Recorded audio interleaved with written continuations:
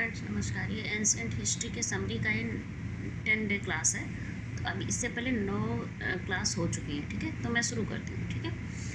Actually इसको मैं इसलिए पढ़ती हूँ, मैं बार बार यही बात रिपीट करूँगी क्योंकि इसमें समझाने जैसा कोई बात है नहीं, लेकिन ये समरी है और ये बहुत ही किसी भी स्टेट के एग्ज़ाम के लिए बहुत ही इम्पोर्टेंट है, ठीक है। तो मैं शुरू करती हूँ फिर, ठीक है। उत्तर पश्चिमी क्षेत्र नागौर के बनास की सहायक कोठारी नदी नागौर के बनास की सहायक कोठारी नदी के किनारे भीलवाड़ा से 25 किलोमीटर पर यह स्थल है। यहाँ मध्य पाषाणी ताम्रयुगीन तथा लौह के उपकरण प्राप्त हुए हैं। यहाँ मध्य पाषाणी डॉक्टर वीरेंद्र मिश्र एवं एलियस लेसिन के निर्देशन में 1967 से, ठीक है, 1967 से 1969 के बीच उत्खनन कार्य करवाया गया। यहाँ से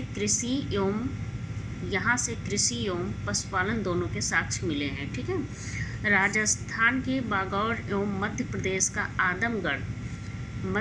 का आदमगढ़ प्राचीनतम पशुपालन अर्थव्यवस्था के साक्ष्य प्राप्त हुए हैं। तो अगर ये पूछा जाए, क्वेश्चन में आए कि आदमगढ़ प्राचीनतम पशुपालन अर्थव्यवस्था के साक्ष्य कहाँ से प्राप्त हुए हैं, तो ये है राजस्थान के बागौर एवं एमपी के आदमगढ़, ठीक है। बालाथल 1993 में इस स्थल का उत्खनन प्रोफेसर वी.एन. मिश्र के निर्देशन में करवाया गया। यहाँ से मिले मृद भांडों की सदृश्यता हड़प्पा स्थल से प्राप्त मृद भांडों से की जाती है। यहाँ से प्राप्त तांबे के औजार पर भी हड़प्पा सभ्यता का प्रभाव दिखाई पड़ता है, ठीक है। नवपाषाण काल से यह हड़प्पा सभ्यता का प्रतिनिधि केंद्र था। इस स्थल पर लगभग 22 स्तर देखे गए हैं। मिट्टी के सांड की उपलब्धि हड़प्पा से प्राप्त वृषभ यानी बैल की मुद्राओं का याद दिलाती है, ठीक है। गणेश्वर यानी सीकर जिले के नीम थाना के निकट काटली नदी के किनारे यह स्थल है।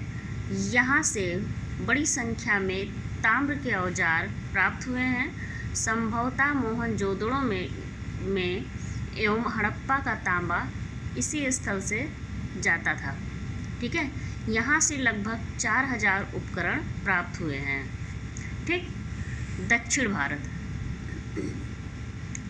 भारत कर्नाटक में मस्की, ब्रह्मगिरी, हल्लूर, कोडक्कल, पिपलीहल, संगनकल्लू, टी नरसीपुर और टैक्टलकोट।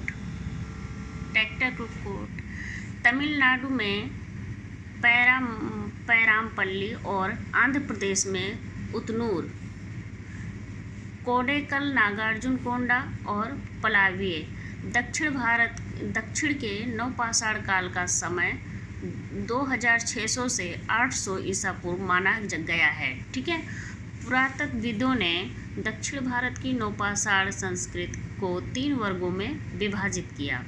पहला यह प्रथम चरण में संगनकल्लू और अर्जुनकोंडा में मिले साक्ष्य जो हैं। दूसरे चरण में क्या है, ये मृदभांड मुख्यतः लाल रंग के बनावट के थे। मणिकारी कला, पशुपालन के नए लक्षण तथा सूक्ष्म पत्थर स्फटिक क्रिस्टलों के बनने लगे थे, ठीक है। तीसरे चरण में क्या है कि 1900 ईसा पूर्व, इसका काल क्या है, 1900 समय काल क्या है, 1900 ईसा पूर्व है। ये है धूसर मृदभांड, लाल मृदभांड, फलक और विभिन्न प्रकार के नवपाषाण काल के औजार भी इसी चरण में पाए गए, ठीक है। दक्षिण भारत के नवपाषाण कालीन किसानों द्वारा उगाई गई सबसे पहली फसल में मिलेट यानी रागी थी। यह गरीबों के भोजन तथा मवेशियों के चारे के रूप में की जाती थी, ठीक है। कार्बन डेटिंग के आधार पर दक्षिण भारत की नवपाषाण काल की संस्कृति का तिथि निर्धारण 9000 से 2000 ईसा पूर्व मध्य किया गया, ठीक। जो कार्बन डेटिंग के आधार पर जो दक्षिण भारत काल की संस्कृत का जो तिथि निर्धारण किया गया वो 9000 ईसा पूर्व से 2600 ईसा पूर्व के मध्य किया गया। उतनूर, कोडक्कल और पूपगल जैसे नवपाषाण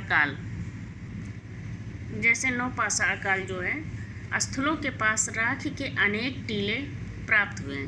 इनमें कुछ बस्तियों से दूर जंगलों में भी मिले। तो ये क्लास अब यहीं समाप्त हो रही है। नेक्स्ट डे 11 क्लास का वेट करें। Thank you.